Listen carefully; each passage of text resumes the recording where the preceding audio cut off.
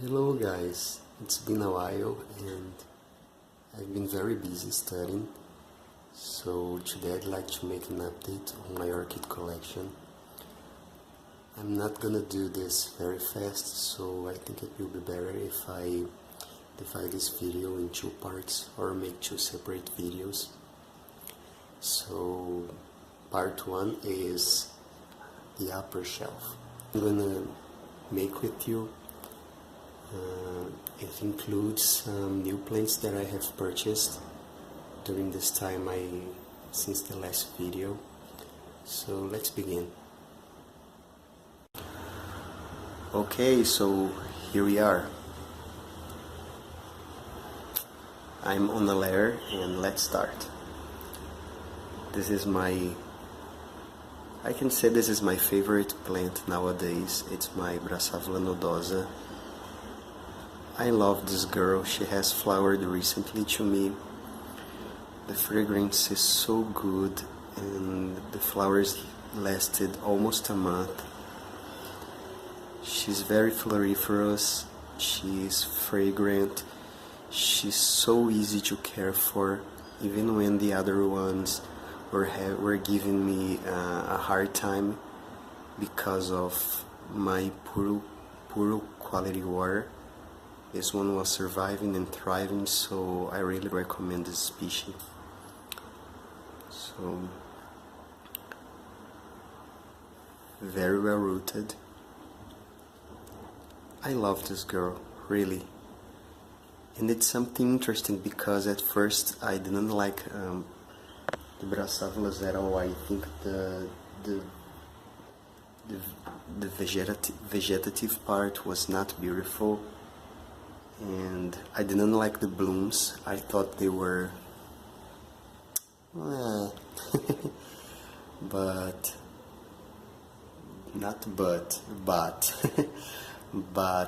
after I got the pleasure to feel its scent, I really fell in love with her, and nowadays I think even the green part, these I don't know how, these kind of spiky, pointy leaves, I think they're really beautiful. So I think you should really get this species. Moving on, this is one of my recent acquisitions. This is an Encyclia cordigera. And I have read and seen people talking so much about this species and its fragrance that I really needed to purchase one. So it came with a bit of, I think, a fungal infection, but I treated it with some cinnamon and hydrogen peroxide. It has a new growth. It is also making new roots. I don't know if you can see, but here in the middle of the video there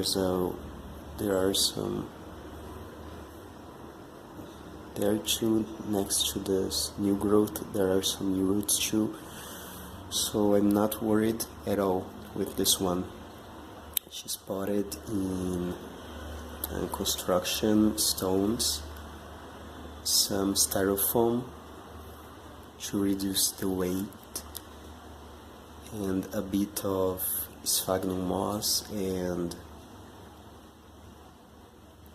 some pine bark on the top. So this is my Encyclia cordigera. Okay, the next one is this really cool hybrid. Nowadays it's a Rlc Chia Lin, New City. It's its clonal name. It's doing really well, growing new roots. I don't think she's going to open up this leaf because when she arrived she was growing the pseudobulb, and I don't know if she's gonna fully develop it, but it's already I don't know if you can see, but there's a gem right here. Do you see? There's a nice swelling right here, so we're gonna have some pseudobulbs really soon. This is also a fragrant hybrid, and I must tell you that one of the first things that I request before purchasing any plant is that it must be fragrant. So all of my orchids are fragrant, or at least I have been told so. For the third time, I'm trying with the Rlc Red Crab, or Rlc Red Crab nowadays. But I really think that this time things are going to really work out. And all of because the quality of the water, guys, you really have to pay attention to that, and in the pH level and the salt level really make a difference in the cultivation. So this is her. She's really doing well. There's a new growth here. Focusing on it. But yeah, she's doing just fine.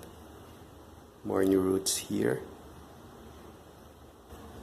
I'm already refining my care. Right now I'm using 40 L5 lights, but the way they are developing and responding to the amount of light, I'm figuring out that it won't be necessary 4, so I'm gonna next month make a few changes and reduce to just 3 lights, because it has been too much to them. Even my Brassavola nodosa is a bit yellowish and has some high level markings. I don't know if the camera is going to show you, but it has the red spots that indicates that. So let's move on. This is also a recently acquired Cattleya. This is a Cattleya nobilio, and this one is a back bulb from a really beautiful plant. I'm going to put the picture of its flower on the screen. It has a clonal name. It's a Cattleya nobilio olhos verdes, which means green eyes. It's an homage to the owner's wife. The owner of the mother plant told me that he's gonna make some crosses with it. The next one is my Cattleya aclandiae. This is also a very beautiful individual. I'm going to put some pictures on the screen. I had some problems with it. It lost a lot of fruits after it came up, and I was still trying to figure out the best way to grow it. So I think now we're getting to an understanding. This pseudobulb didn't fully mature, didn't grow completely, so it stopped at this. And I think it's because of the lack of fruits. Now it's giving me a new growth. Finally.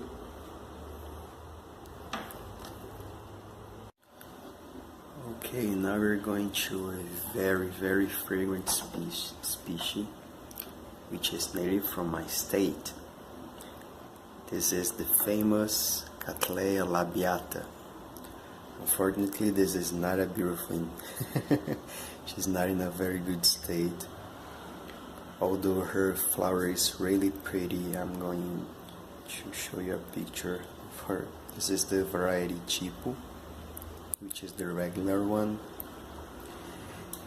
And unfortunately, the excess of light, heat, and the problems I had with the water, they took a great toll on this one. She's really dehydrated, so I don't know if she's gonna make it, unfortunately. I've put some rooting hormones on her, and I'm keeping her moist, the substrate, and let's see what's gonna happen. But this is really sad, and I really hope she survives.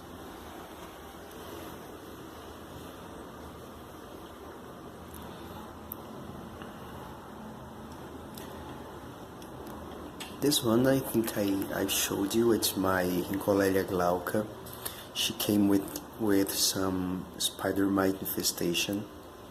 You can see there are some damages on the leaves. I gave her the treatment that Danny discovered by herself. Congrats, Danny.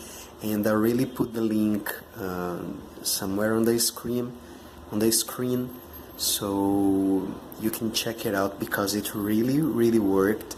And these yellowings are the remainings of the infection that was caused by the spider mite damage. But she's really nice. As you can see, she's growing some new roots, and there's a new growth right here too. So I'm looking forward to see this girl growing. She's also has the fame of being very fragrant, and I love this girl. She's really pretty. I love the vegetative part of her.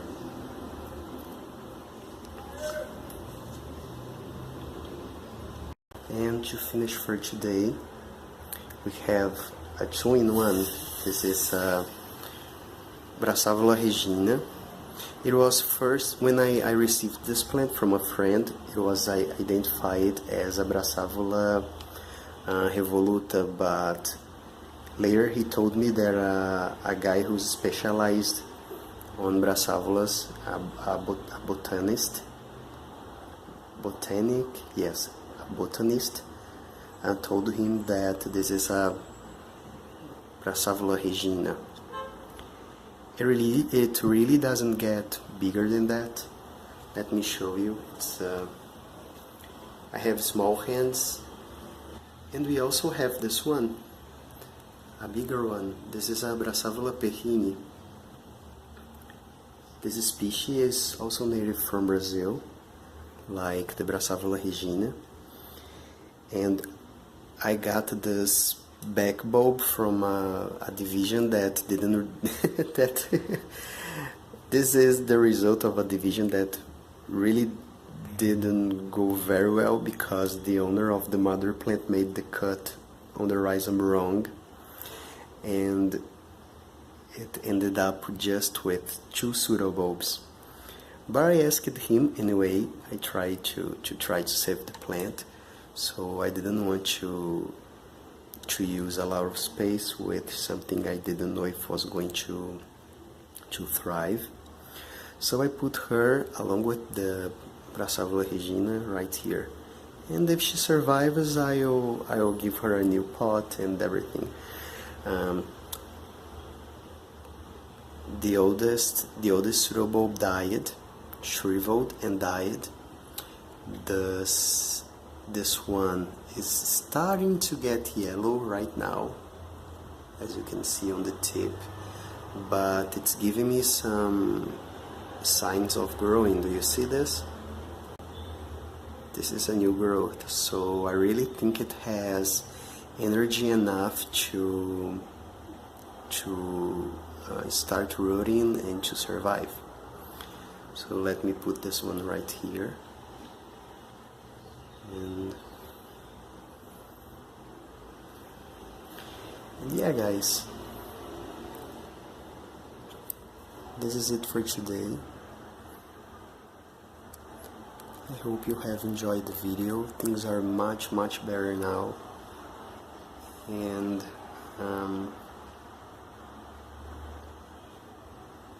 yeah, take care. Bye bye.